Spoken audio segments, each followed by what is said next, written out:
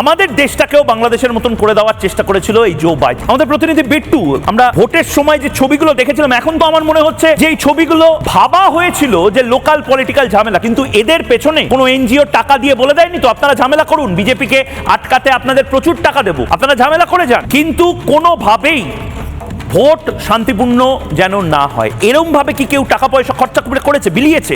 তদন্ত করতে হবে, সিবিআই, ইডি, এনআইএ আসুক। দেখুন বিট্টু, আমাদের প্রতিনিধি। সবচেয়ে বড় ব্রেকিং, ভোট হয়ে গেছে যে এই ভোটারের তার হাতে কালি নেই। এদিকে দেখাবো আমার ভিডিও লিস্টে যে ভোট হয়ে গেছে। দাগ কি করে হলো, কি করে হলো, কি করে হলো, জবাব দিন, কি করে হলো? এই হচ্ছে ভোটার কার্ড, মোহাম্মদ দানিশ তার নাম। তিনি আজকে সকালে যখন ভোট দিতে এসেছিলেন তাকে এখান থেকে তাড়িয়ে দেওয়া হয়, তাই তো? मेरा हम लोग इंडिपेंडेंट कैंडिडेट कुछ नहीं सुन रहा। हम पहले बोले थे কি হয়েছিল?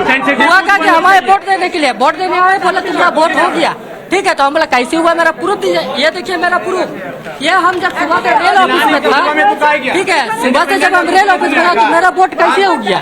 দানিশ, তাই তো? তার ভোট পড়ে গেল, তার টিক চিহ্ন আপনি নিজে টিক দিয়েছেন, কিন্তু তিনি ভোট দেননি কেন? স্যার ভুলবশত হয়ে গেছে, তাড়াহুড়োর মধ্যে এখানে মিস্টেক না ছাপ্পা